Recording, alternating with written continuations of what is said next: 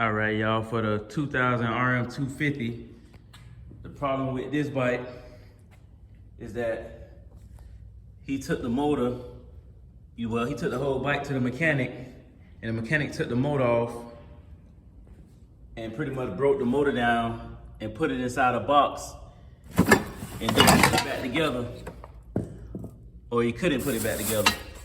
So what I'm gonna do is we got, he had his crank rebuilt, a brand new bearing inside the rod. So what we're gonna do is start putting it back together, putting the engine back together with new crank bearings and the gasket kit, new clutches, new piston, and then we're gonna go from there. All right, y'all, so I got the motor out the box, and this should be everything to put his motor back together. And one thing I can say, at least the other mechanic zip tied all his, his transmission and all the gears and everything, but he definitely stripped it down.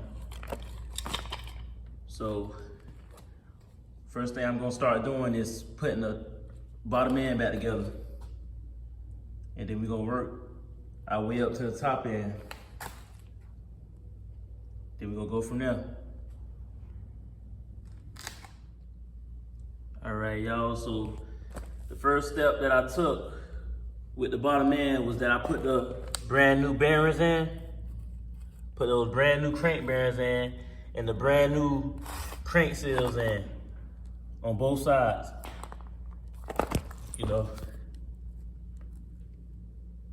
brand new crank seals and the crank bearings. So the next thing I'm gonna do is I'm gonna start putting this bottom end together. Like I said before, he had his crank rebuilt with a brand new crank rod and bearing. So I'm gonna start putting his bottom end together, and his transmission is perfect.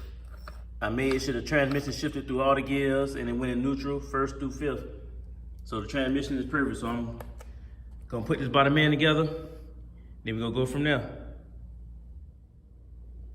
All right, y'all, so I went ahead and put the cases back together.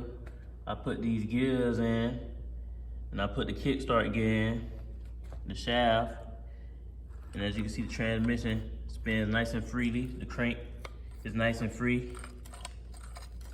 So the next thing that I'm gonna do is I'm gonna finish putting the clutch cover on, put the complete clutch cover on. Then I'm gonna put the stator on. Then I'm gonna start putting the top end on with the new wide scope piston that he got. And then we're gonna go from there. All right, y'all, so I almost forgot. I also had to put these brand new clutch plates, this kit that he had got on the bike also with his clutch basket, so those his old clutches right there. So now we're gonna put on the clutch cover and then the stator, then we're gonna start doing the top end with that brand new Wasco piston kit. Then we're gonna go from there. All right, y'all, so I went ahead and put the clutch cover on. Went ahead and just throw the new piston on, the new base gasket for the cylinder. And I got the stator on. And I got the flywheel on too. So the next thing that I'm gonna do is put the cylinder on.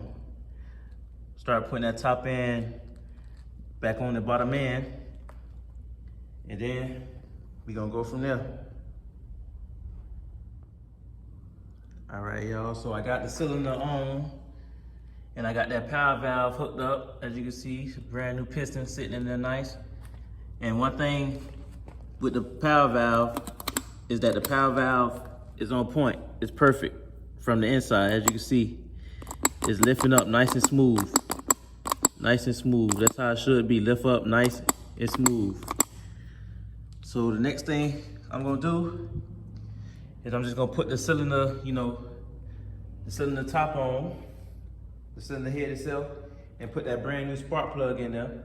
Then we're gonna go from there. All right, y'all. Now I got the brand new spark plug in there. The motor is complete. No more engine parts on the ground. The only thing left is the stator cover and then the screws and the sprocket for the frame and the fenders. So the next thing we're gonna do is put the engine on the frame. Then we're gonna go from there. All right, y'all, so I got the motor bolted on the frame nice and tight. And one thing I like to check for is spark. Because this bike, as y'all can see, the bike came in pieces, you know, in that bend right there, came in pieces. So what I'm gonna do before I put the spark plug, tighten it up, is just make sure the bike have good spark. Okay, as you can see, the bike has spark.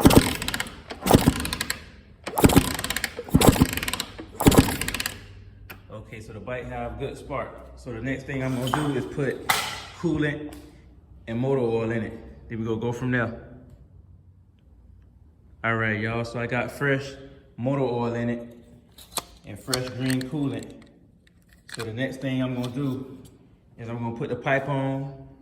First of all, I'm gonna tighten up the spark plug, then put the pipe on, and then I'm gonna clean the carburetor, and then we're gonna go from there.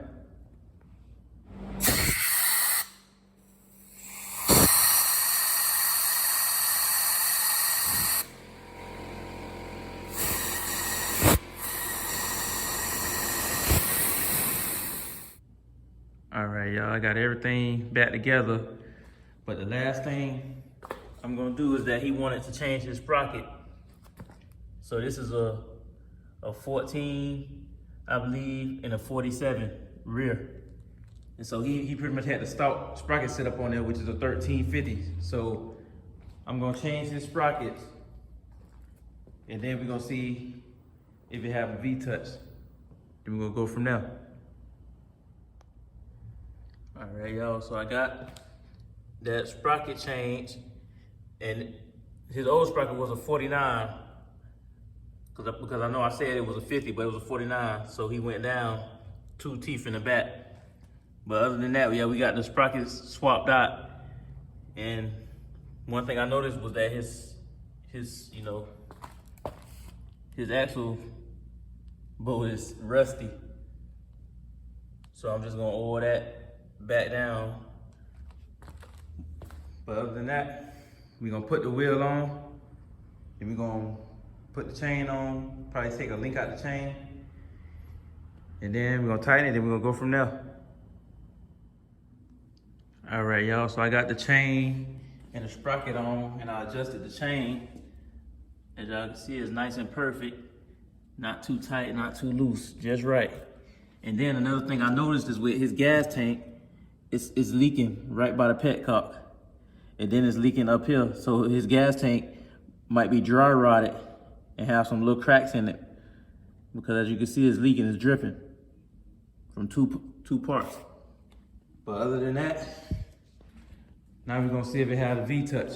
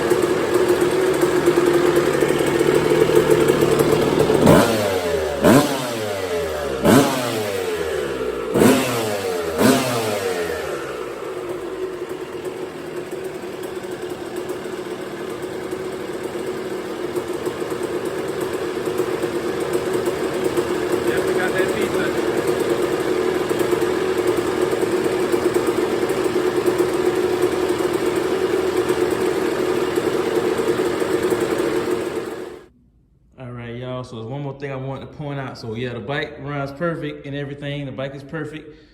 But one more thing is that his rear shock is over with. You shouldn't be able to do this with a bike that easily, up and down. Look how easily it's going up and down. You shouldn't be able to do that. So his rear shock is definitely shot. It's over with. It's kind of like a bounce house. Up and down, up and down. Yeah, so his rear shock is over with. But other than that, the bike is perfect.